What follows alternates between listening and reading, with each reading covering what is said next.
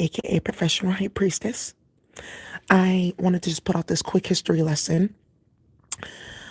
Before that, be reminded that the spiritual warfare classes is back up, decks are back in stock, and also books on my website, daisyozum.co. So, dragons. We talked about this in the Divine Feminine channeling that a lot of you guys are going to be getting a dragon in the spiritual realm. Now, there are two type of dragons, and I'm going to put this out here because we see dragons as the medieval creature, and they show you in the movies and things like that that helps you transport yourself from one place to another, which is a form of magic, right? Because sometimes it could take days and months to traverse a place and you get there in minutes with the dragon, and then it has powers to da da da da da. So there was a different type of dragon in Germany, and Germany, they actually had a lot of regulations about spell work. It was actually very clear and put out, and set forth in terms of like the laws on how they regulated and things like that. And they had a very large industry for treasure hunting magic. Um, and you can get fined and regulated, but they wouldn't put you in jail for that. But for witchcraft and all that, yes. So there were people who were known witches that had dragons, and these dragons though are apparatuses that people would actually see, not the medieval creature that we see in the movies, the reptilian being things, like a apparatus of air with the figurehead of an animal or things like that, you know, like on some centaur type of stuff. And it would bring them riches and things like that. And these people would get kind of blacklisted and out and put out, but they would also be causing issues because this dragon, in order for it to bring money and riches to its owner, it had to take from other people.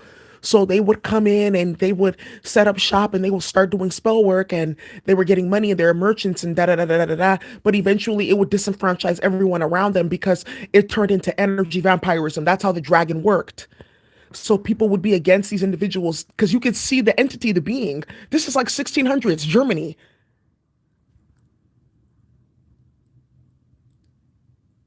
That's not too long ago. So there we go. So understanding that that's a dragon too. Which one are you getting? Because the metaphorical one that I'm speaking of, that is of the it looks like a reptilian figure. That's for you to be able to be transported into different places in the spiritual realm to do your spiritual works. Not this one in the material world that's working like this, like an entity.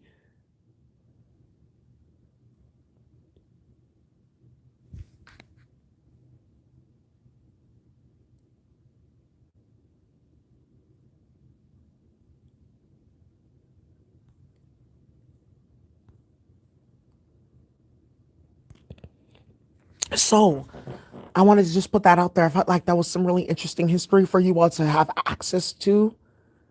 People were literally, they were like prosecuted and like unfortunately like, executed for conjuring up these dragons with spell work that were causing problems. And they would do weather magic where they would go and there would be like a hailstorm or a windstorm just on like one or two farms, messing up their crops, taking out the competition, shit like that.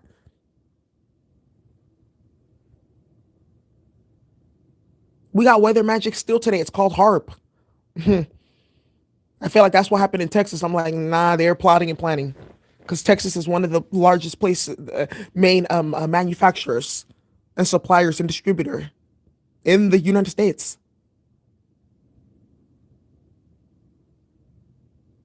Hmm.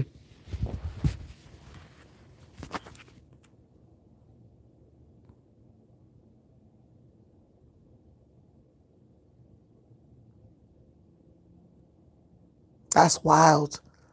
1600s, 1700s, they were really conjuring. Wow. Germany is that they said that in back in those days in that time period, from like the 1500s to 1700s, Germany was the number one place where witchcraft was discussed and practiced and litigated and all that stuff. And people were put in harsh situations, jail, executions. They were not playing back then. Wild. Be careful. Yeah, I mean, they're good at conjuring dragons. That's why another thing too. I feel like that's another reason why the Holocaust happened over there because all the energy that they've been playing with for years and years and years. That stuff does linger. And then when astrology transits happen, it can kick stuff in. Especially if there's like a long term, if it's Saturn, Uranus, Mars, and Neptune, specifically for the spiritual aspect and the use of narcotics and shit like that. Because Neptune is that too. Unleash the Dragon by Cisco. Wow. That's what he was saying the whole time. Get that out of your solar plexus if you've been dealing with that. So deep. All right, y'all. That's what I wanted to put out. Feel like that was really interesting.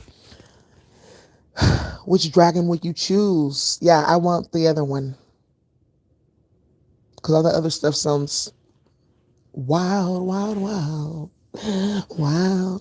All right. Have a good day. Bye.